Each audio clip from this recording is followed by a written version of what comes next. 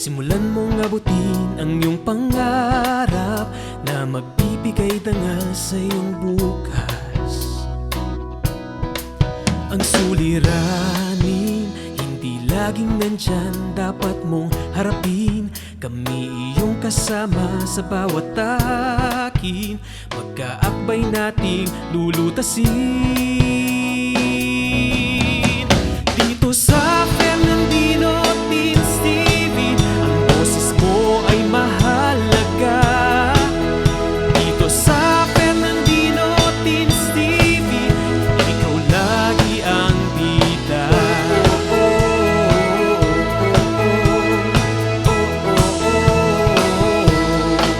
Ang mga aral ay ginintuang atin ng bawat guro na siyang gagabay sa iyong pagkamulat. Naway umukit ito sa iyong isipan, maging mapanuri, sundin ng wasto at nararapat. Kagandahang asal ang ipakita, ipadama ang pusong may malasakit. Dito sa FerNanDino Teens TV, ang boses mo ay mahalaga. Dito sa FerNanDino Teens TV, ikaw lagi ang bida. Sakali mang tayo'y subukin ng unos, ating haharapin ng walang takot. Sasamahan ka ni Fernan at Dino, ang bagong barkada mo. Dito sa FerNanDino Teens TV, boses mo ay mahalaga. Dito sa FerNanDino Teens TV, edukasyon mo'y sigurado na. Dito sa FerNanDino Teens TV, boses mo ay mahalaga. Dito sa FerNanDino Teens TV, edukasyon mo'y sigurado na.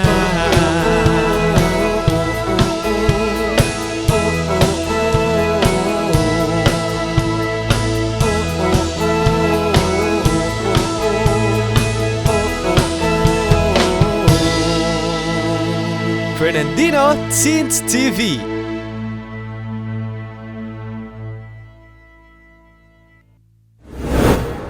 Have you heard the news? About what? BTS released their new digital single, Butter, and I am so kilig. By the way, Fer, have you prepared your documents for the scholarship that we will apply for?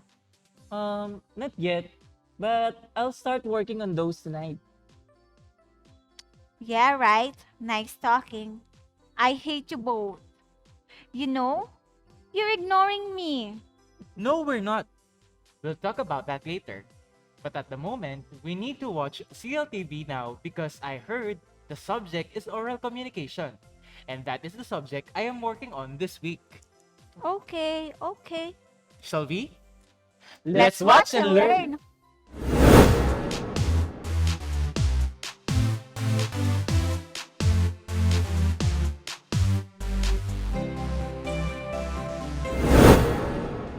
Communication is power. Those who have mastered its effective use can change their own experience of the world and the world's experience of them. All behavior and feelings find their original roots in some form of communication. Words from Tony Robbins. A pleasant morning, dear viewers. Welcome to your go-to television-based learning program, FerNanDino Teens TV. I am Ma'am Diza, your teacher guide in this video lesson, inviting you to indulge yourself into an hour of meaningful learning experience as we go through this episode titled Spark Up a Conversation, Applying Communicative Strategies in Communication. Before we dive into the pool of discussion, let us first set the learning targets which we aim to achieve at the end of this session. First, define communicative strategy. Second, Classify the different types of communicative strategies. Third, explain the communication strategies that speaker commonly resorts to when communication problems arise. And lastly, apply the different communicative strategies in a variety of speech situations. Now we are all set to begin. Going back to the quotation by Tony Robbins, he said that communication is power. Do you agree with that? Well, if I were to be asked, I do. Admit it or not, we get things done basically through communication, regardless if it is for personal, professional, or social purposes. Having the ability to communicate effectively is a skill that every student must develop because it is an integral part of our life as human beings and a prerequisite skill that determines the success or failure of any undertaking, no matter how important or trivial it may seem. Everything that we do, whether consciously or subconsciously, is considered communication, from the words we utter, the movement of our body, our facial expressions, the color of our hair, and even down to the tiniest gestures we do. The mark of humans as social beings is their nature to communicate. But to be able to communicate effectively is a different story. This is why communication belongs to the 7 C's of the 21st century lifelong skills, which are the most important skills to be developed in modern education. At this point, I hope I have established the issue as to why we need to take communication seriously. Moving on, according to Newman and Summer, communication is an exchange of facts, ideas, opinions, or emotions by two or more persons. It is also defined as an interaction through words, letters, symbols, or messages, and as a way through which the member of an organization shares meaning and understanding with one another. I know you would agree that the ultimate purpose as to why we communicate every day is to find meaning in our daily lives by knowing and understanding not only ourselves but mostly the people around us. Creating and sustaining meaningful conversations require knowledge and skills in communication, understanding of the language rules, social conventions, and the meaning being conveyed. However, holding a conversation does not always go smoothly. That is why at times we get lost along the process and we tend to misinterpret the message or the person we are talking to. That is where conflicts begin. It is only when we take necessary measures to remedy the situation and understand the whole communication process that it becomes a success. Especially in this new normal setting where most of our conversations and meetings are carried out virtually, communication has become more challenging than it has already been since the pandemic. That is where communicative strategy comes in. Communicative strategy is the use of communication methods, techniques, and approaches in an organized sequence of actions to achieve a certain purpose. It is an agreement on meaning of terms and context on which the interlocutors or speakers may not have a common understanding to facilitate the process. These strategies are the methods used to resolve various problems in communication which may arise from linguistic gaps or lack of understanding.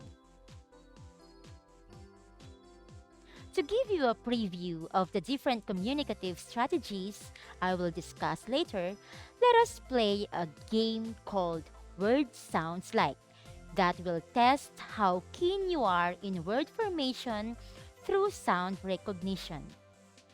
There are words and some non-existent words combined to form a single word. Read them aloud and try to guess the word each group of words refers to based on the collective sound they form. Are you up for it? Let's start. First word.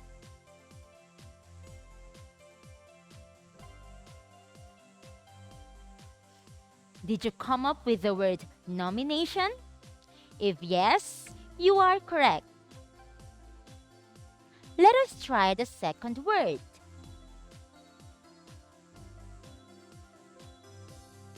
If you say it is restriction, you are on the right track. Let us have the third one.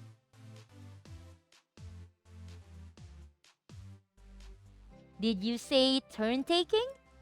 If yes, you are really getting this game. The fourth one.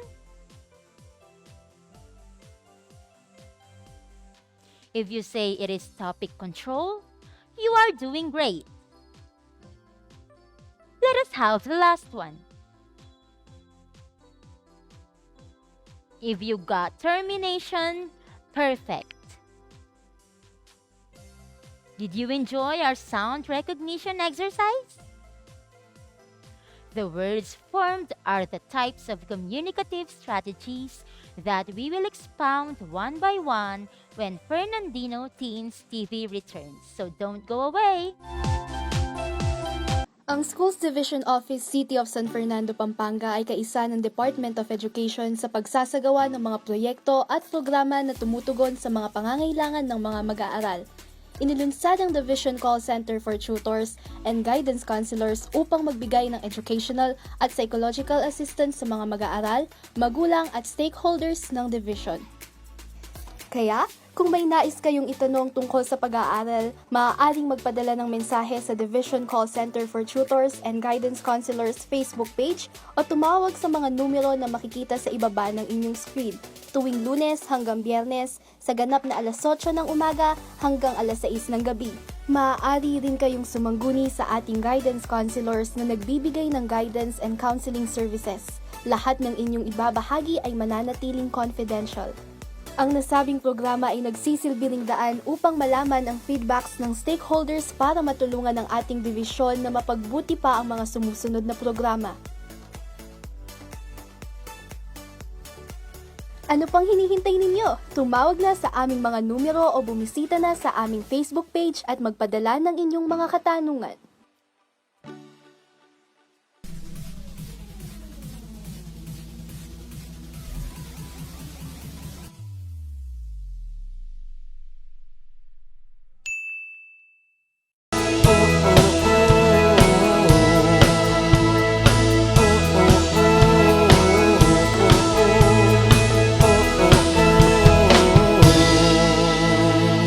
FerNanDino Teens TV. You are still with us here at FerNanDino Teens TV. Earlier, we defined what a communicative strategy is. There are different types of communicative strategies that we can apply to start and maintain a conversation, though one of the basic requirements is knowing the language and its grammar. Are you one of those people who are afraid to start a conversation? Well, of course, you cannot be blamed if the fear of rejection takes the best of you. But it is not also a crime to give it a try, for that might be a missed opportunity to gain a new friend. The strategy that you need to adopt is topic nomination. This is the process of proposing and selecting a topic to begin a communication. As a speaker, you nominate a topic aiming to establish the beginning of a conversation with the people around you. When opening a topic in a conversation, especially if it does not stem from a previous topic, nominate a topic that are newsworthy, timely, and relevant as they promise prolonged discourse. To give us a sample on how to apply topic nomination, let us watch Fer, Nan, and Dino.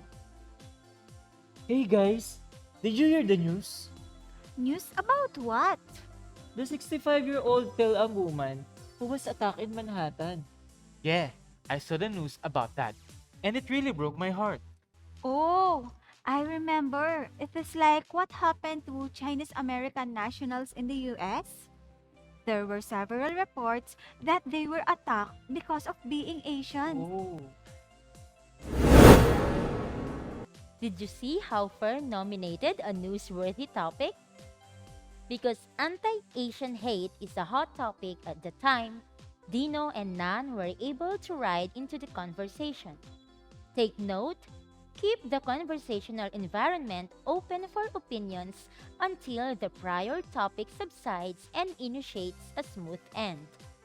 This could efficiently signal the beginning of a new topic in the conversation.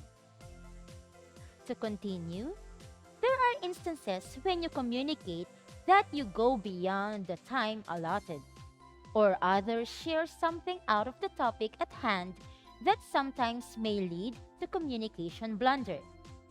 To avoid such problem, you have to employ the second strategy, restriction. This is the process of limiting or controlling the message to avoid certain issues or structure of thinking. In this strategy, your response is confined only within a set of categories or instructions that the speaker creates. Let us see how this is applied in a classroom setting. Listen, class.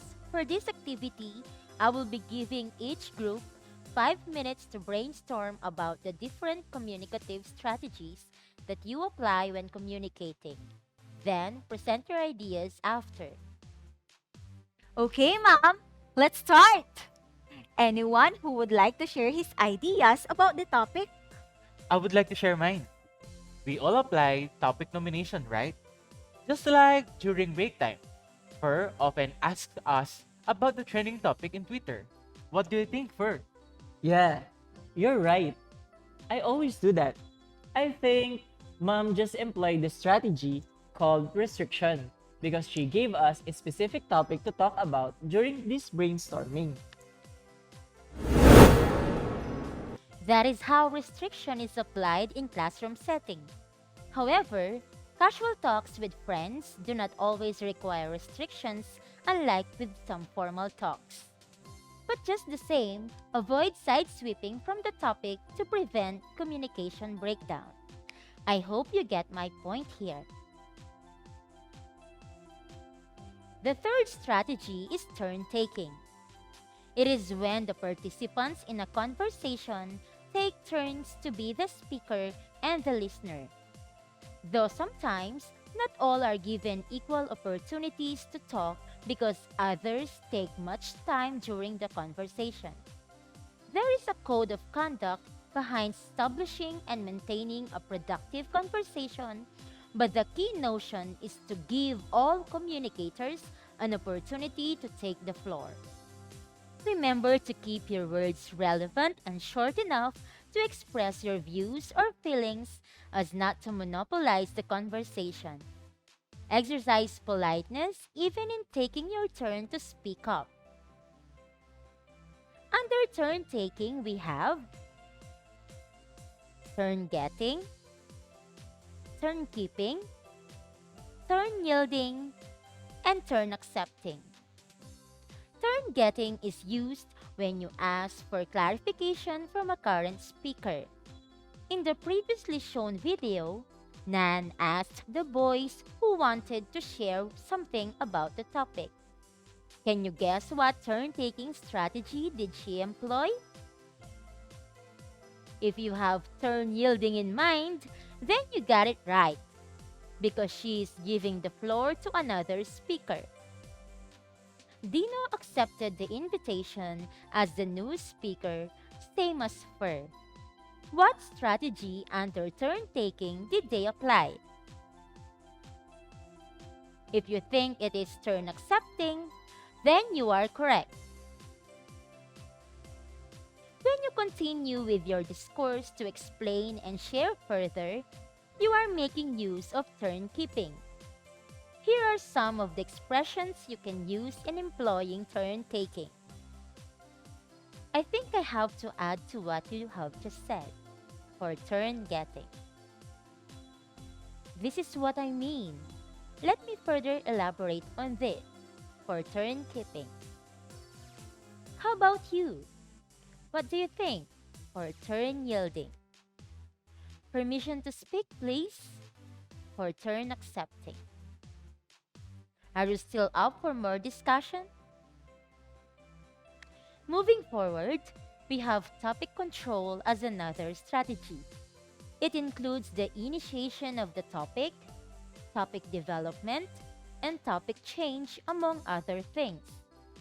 The success of the development of the topic in conversation depends on the topic control.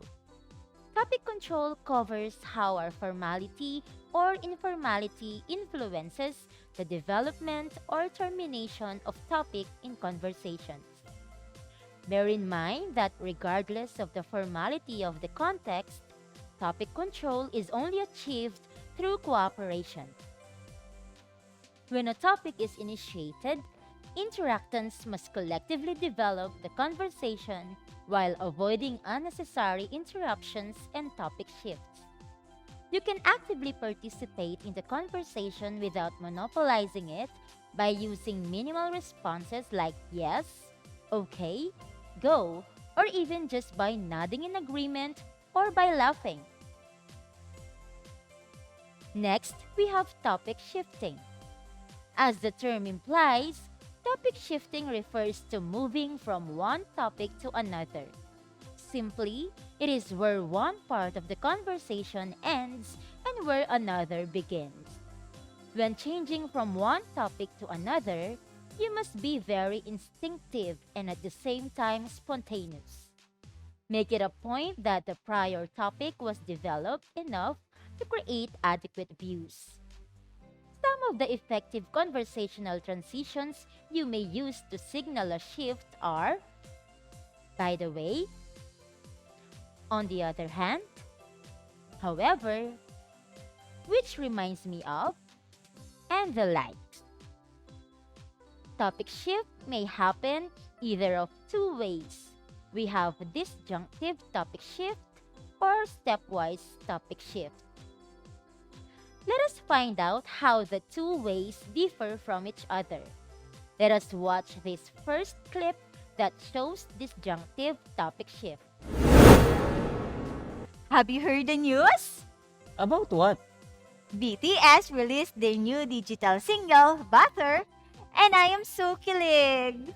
By the way, Fer, have you prepared your documents for the scholarship that we will apply for? Not yet, but I'll start working on those tonight. Yeah, right. Nice talking. I hate you both. You know, you're ignoring me. No, we're not. In the video, Nan nominated the topic about the new song of the K-pop group BTS. But instead of commenting about it, Dino abruptly jumped into asking Fer about the requirements of the scholarship they would apply for. When the speaker did not give up the communication but disregards the original topic and changes it to a new one, that is a disjunctive topic shift. Here is another clip that shows how the trio employed the stepwise topic shift this time. Have you heard the news? About what? BTS released their new digital single, Butter, and I am so kilig. Oh, really? I saw that news once on Twitter. Have you watched it already? Of course, I did. BTS have become more globally popular since they released Dynamite, right? That's right. You should also listen to their other songs. They are all beautiful. Yeah, sure. By the way, Nan, Fer and I are applying for a scholarship. Would you like to join us? Of course, I'd love to. Just tell me the details. How was it? Is there a difference from the previous video? We will analyze the video when we return after a short break, so stay tuned! Maya po oras kaya kayo, FerNanDinos. Ako pala ay Elwin Arl Serrano ng City Tourism Office ng Siyudad San Fernando. Ngayong bulan na ini, pagmasusyan tayo ang National Heritage Month na ating temang Victory and Humanity, Upholding Filipino Heritage and Identity. Kambena nini, metong karang aktibidades na ng siyudad, apin ng launching ng bayong Heritage Passport. Yung Heritage Passport, apin ng metong karing proyekto ng kaya katamong siyudad, yung pamanamuna ng Mayor Edwin D. Santiago. Anong nuka rin makalagelangan ding eganagan ng heritage sites, heritage structures, naakit tamo kin kay katamong heritage district. Makakayado din kini, ding importansya da ding mapil na tradisyon, kay ni syudad, kalupa ng pamangawang parol, ang poing pamangalesa. May aw siyang heritage passport, uling atin kang dapat gawan, anong nukaran puntalan mo lading at yung passport, at saka ka mag-selfie. Kay ba't kanta, palto making tourism office, at mamiyalang sticker ka rin eganagan ng apuntulan mong lugar. At timong may ngari ang tutong passport.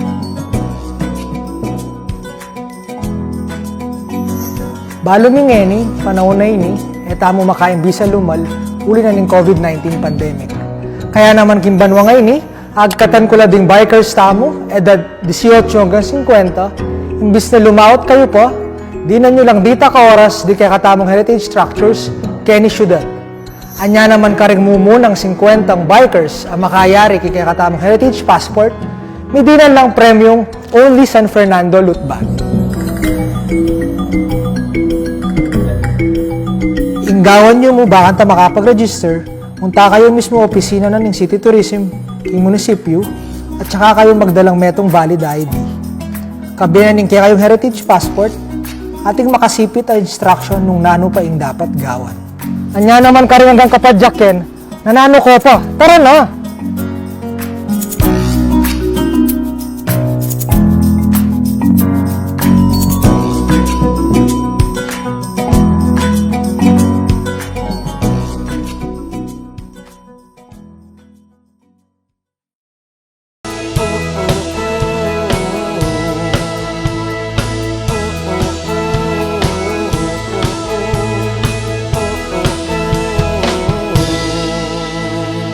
FerNanDino Teens TV. You are still tuned in to FerNanDino Teens TV. Going back to the video before the break, what have you noticed with the conversation among Fer, Nan, and Dino? When Nan opened the topic about the K-pop group BTS, Fer and Dino developed the topic by giving their views about it. Then, Dino strategically introduced the scholarship topic when the previous subject has already subsided. That is the application of a stepwise topic shift. It is characterized by a transition rather than a break between two topics. So now, which do you think is the more effective way to change the topic of a conversation? Definitely, it is through stepwise topic shift. This way, you can ascertain that there is no conversation to be spoiled as you do not abruptly change from one topic to another, allowing ample amount of discourse for every proposed topic. Moving on, with the many conversations that we have to carry out on a daily basis, may they be trivial or serious ones, sometimes we cannot totally prevent communication breakdown from occurring. Communication breakdown is defined as a failure to exchange information resulting in a lack of communication. Whenever it happens, as an effective communicator, you have to do some mending, and that strategy is called repair. It refers to how interactants address the issue in the communication to resume its interrupted or impeded flow. The problem may occur during the process of speaking, listening, and or comprehending. us watch how Fer, Nan, and Dino are able to employ the repair strategy. Hey guys, can you help me with this? Oh, Nan, You this don't is know just how so to answer easy. that? Let me Look show at you the how to do it. communicator. I can't understand anything. Oh, sorry. Fer, go ahead. Maybe Nan can understand better when there's only one explaining to her. Thank you Dino. I thought no one would stop between the two of you.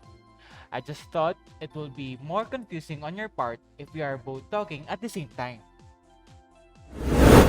Did you notice how communication breakdown occurred in their conversation? It is when Dino and Fer were incessantly talking at the same time which brought confusion to Nan.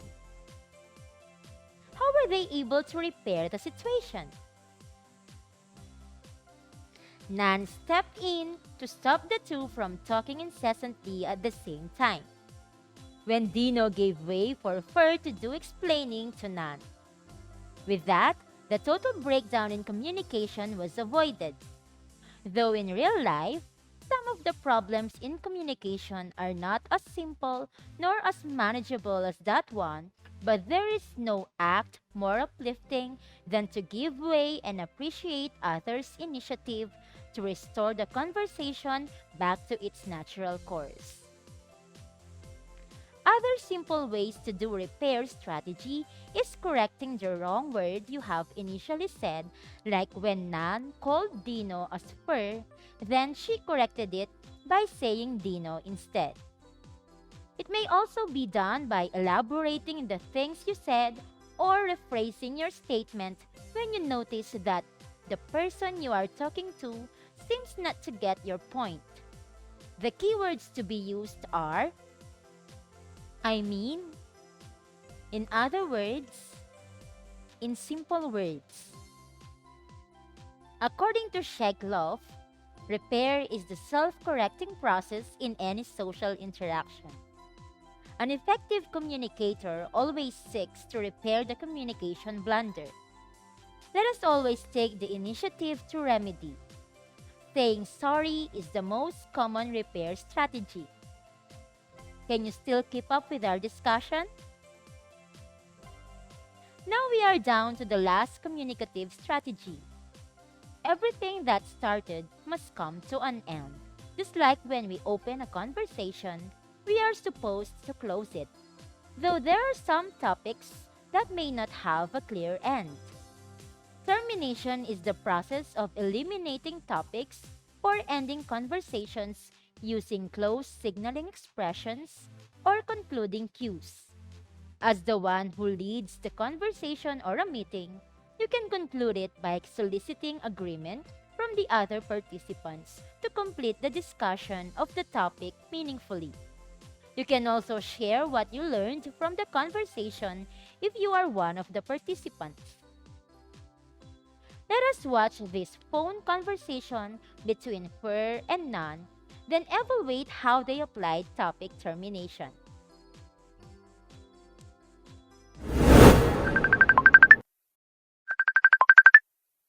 Hello, Nan. What's up? Hello, Fer.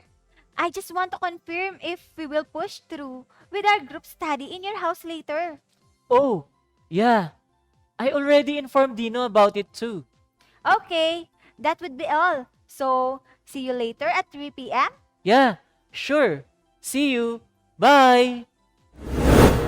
How did Fer and Nan end their conversation? Obviously, it is by saying see you and bye. Those words signal the end of their phone conversation. Here are other expressions or cues that indicate topic termination depending on the context of the communication.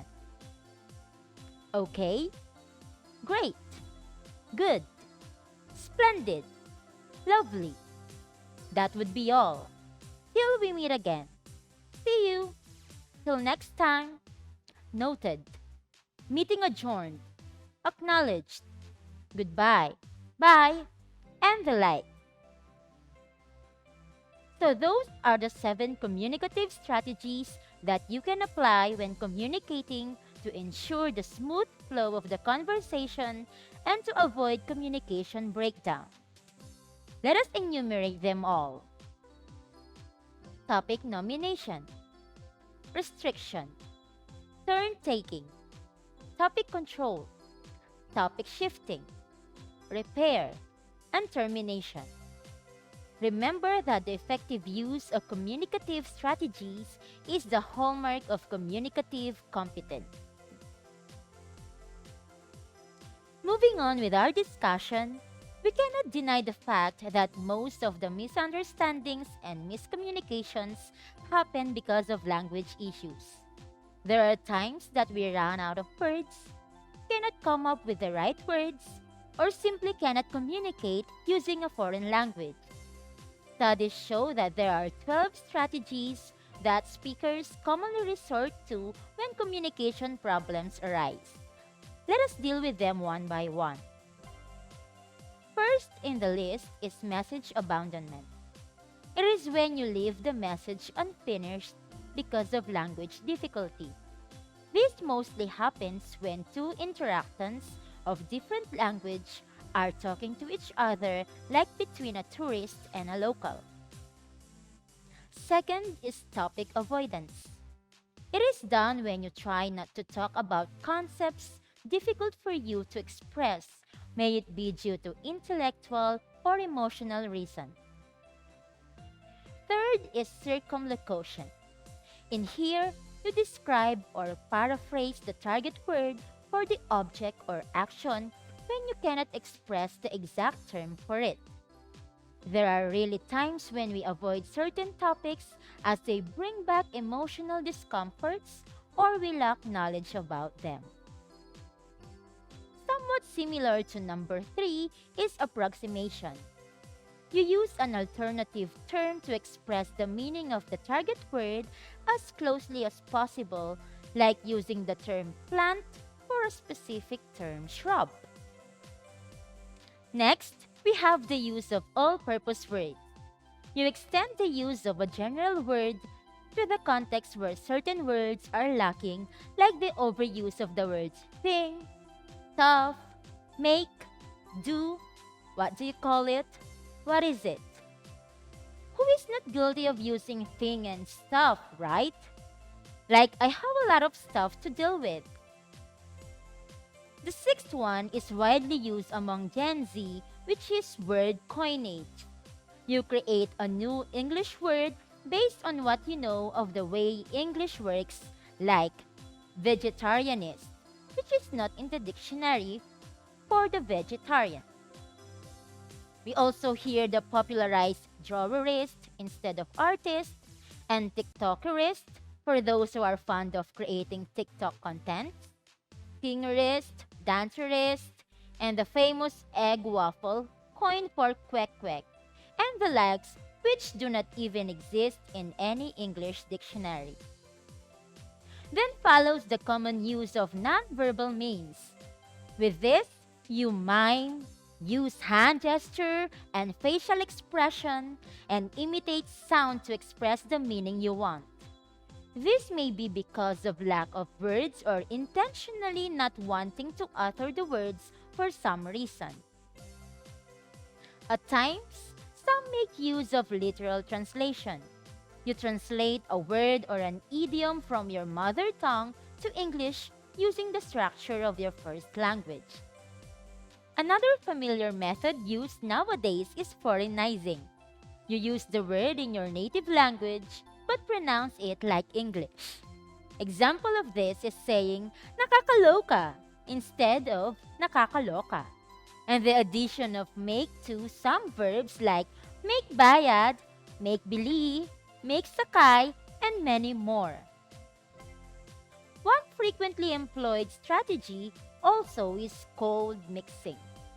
It is using two different languages interchangeably in a sentence. Common phrases that we hear are, umiyak ka because? Ang dahilan kasi is?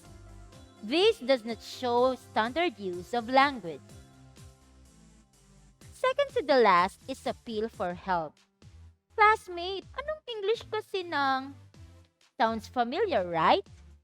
I bet some of you have experienced being a translator of the class during your writing class. Others ask their classmates or their teacher for help when they do not know or forget some words, structures, or idioms. Lastly, the use of verbal fillers such as like are used to fill the gap while taking time to think. So, these are the common strategies speakers use to handle communication problems. When we return, we'll have a simple activity that will gauge your understanding of our lesson today. Stick with us!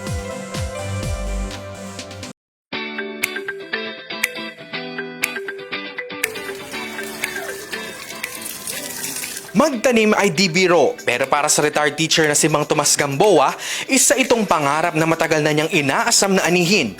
Kaya naman sa 500 square meter lot na ito sa Florida Blanca, Pampanga, unti-unti niyang tinamnan at pinalago ang naipong kita sa mahigit 20 taon niyang pagtuturo. Kaya, tara na't pasukin ang paraiso ng ating bidang guro. Welcome to Mape Garden Farm. Tara! Mula sa makukulay na disenyo hanggang sa iba't ibang klase ng planting methods, makikita yan sa personal gulayan na tinawag nilang Modern Agriculture Farm Edition. Talaga namang binuhos ni Mang Tomas ang kanyang expertise sa pagtatanim at syempre, hindi mawawala ang pagiging resourceful ng ating resident planter. Yung paggamit ng mga materials sa pagtatanim, iba-iba. May plastic, may gulong, may sako, may bote, lahat ng klaseng bote na pwedeng gamitan. Ginamit ko na. Experimental ang approach ni Mang Tomas. Pero pagdating sa soil mixing, organic ang swak na soil mixture na approve sa ating green thumb. Pinaghahalo lang ang soil, topsoil, ipa, at carabao manure para sa optimum growth ng mga healthy veggies. Halos lahat pa ng mga gulay sa kantang bahay kubo present din dito sa kanyang lupain. Kaya naman ang buong pamilya ni Mang Tomas hanggang sa mga apo niya enjoy sa pag-harvest at pag-aalaga ng Mafe Garden Farm na ipinangalan niya pa sa kanyang mga anak. Na kayo, siyempre, di ba, mahilig kayo magluto? Oo. Ano pong naging ambag nito? Mula nung tinayo ito, natuto kami lagi mamasyal dito, lagi nagluluto, dala-dala lahat yung mga pagkain. Dito kami nagpipiknik. At itong mape na sinasabi, ito'y pag-aaritan dalawa kong anak. Binibigay ko sa kanila. Regalo. Ako ang magiging caretaker nila. Yung mape, Ang kalinga ng isang ama, ramdam hindi lang sa pamilya, kundi sa mga pananim niya. Kaya naman ngayong pandemya, make yourself busy, bawasan ang stress, at mas maging productive sa tulong ng pagtatanim para may dagdag hain na rin. Kaya para sa mga plantitos at plantitas na gustong i-level up ang planting skills, papayo ko sa mga kasama kong retirees, lalo sa mga teachers na hindi major ng agriculture, pwede kayong kumuha ng background sa Facebook.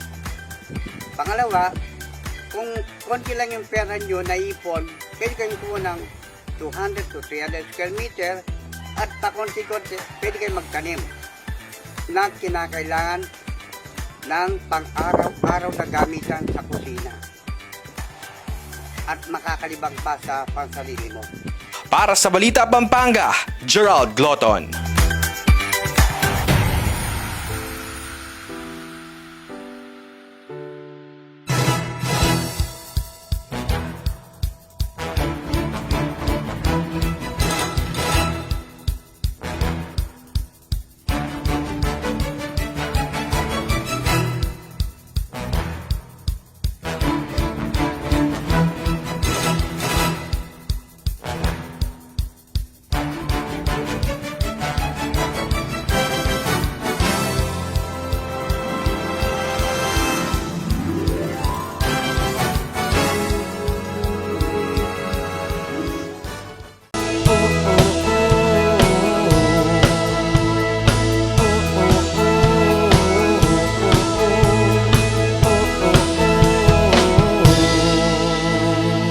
FerNanDino Teens TV.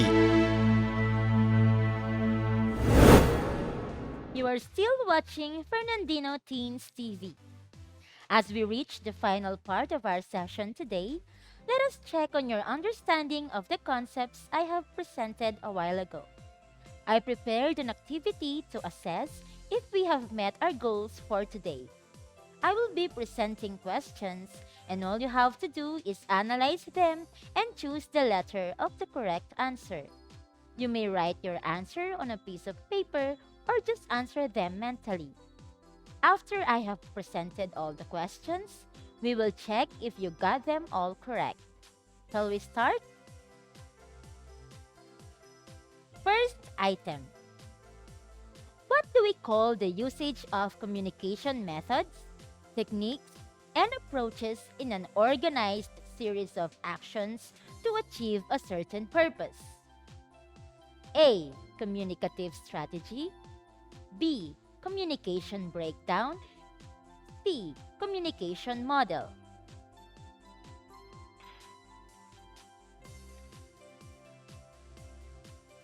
Second item.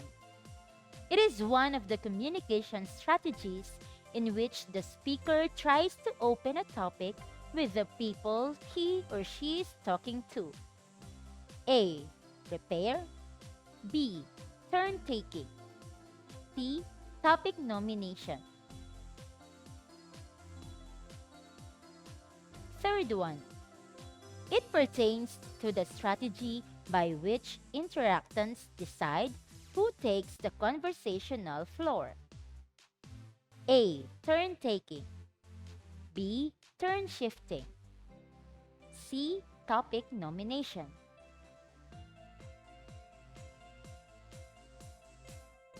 Let us move to the fourth item. It involves going from one topic to another, and it is where one part of a conversation ends and where another begins. A. Turn taking.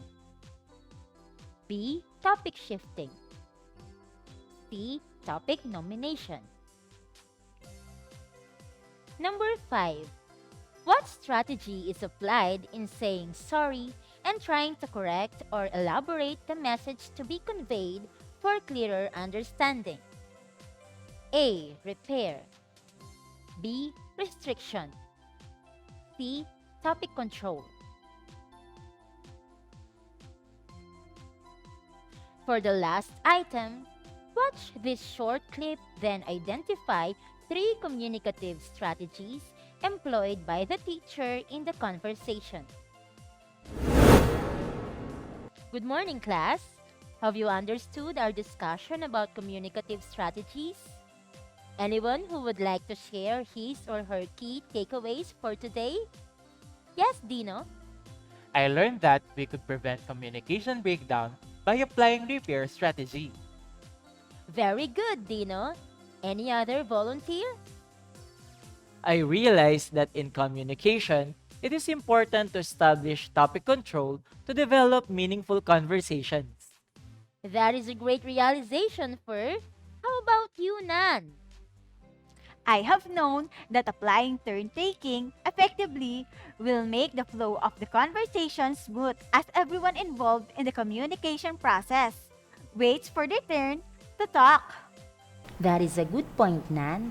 I bet everyone really listened well during the discussion. So let's call it a day. Goodbye, class. Goodbye. Are you done answering? Ready to check your answers? Let's get it started. For number 1, the answer is communicative strategy. For number 2, the answer is topic nomination. Are you getting the correct answers? If yes, you are doing good. And if not, don't lose heart because we still have more items to check. For number 3, turn taking is the correct answer. For number 4, the answer is topic shifting. For number 5, it is repair. For our last item, I'll be enumerating all the possible answers, so listen carefully. The teacher made use of topic nomination when she asked the question, "Class, have you understood our discussion about communicative strategies?" Also, she used turn-taking when she asked, "Anyone who would like to share his or her key takeaways for today? Any other volunteer? How about you, Nan?" The teacher also applied termination by saying, "Let's call it a day. Goodbye, class." Were you able to get a perfect score?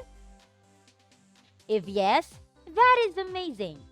If not, do not be saddened, for there are many ways to improve. You may check on other activities of the same lesson online or read further about the topic using your module. In conclusion, to start a conversation requires guts, but sustaining a meaningful conversation requires not only knowledge of the topic but also skills in effective communication.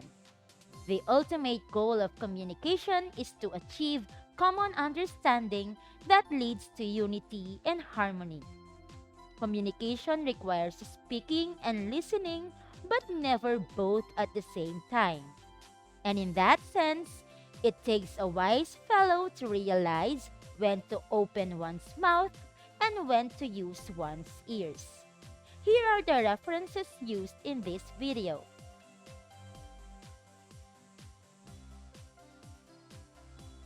With that, this has been Ma'am Diza, your oral communication and context teacher on screen, leaving you with another quote to ponder from Tony Robbins.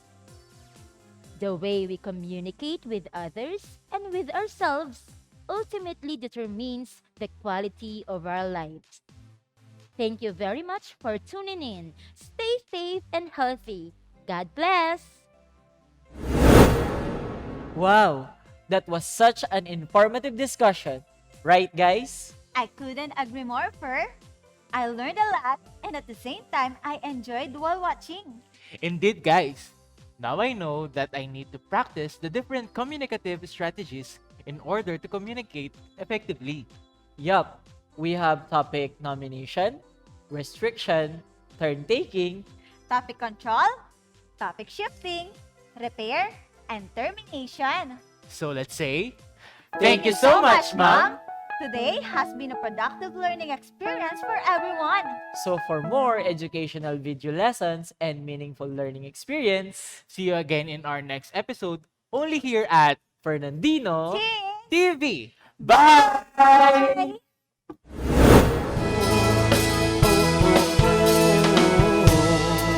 Bagong umaga, yakapin mo ang bagong pag-asa.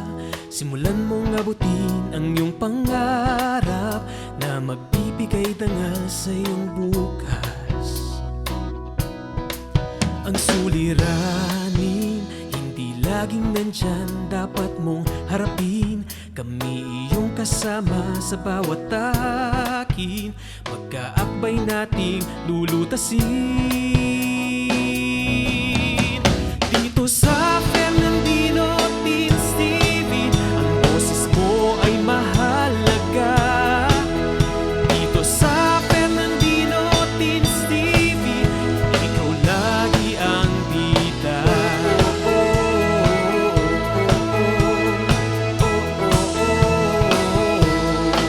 Ang mga aral ay ginintuang atin ng bawat guro na siyang gagabay sa iyong pagkamulat. Naway umukit ito sa iyong isipan, maging mapanuri, sundin ng wasto at nararating.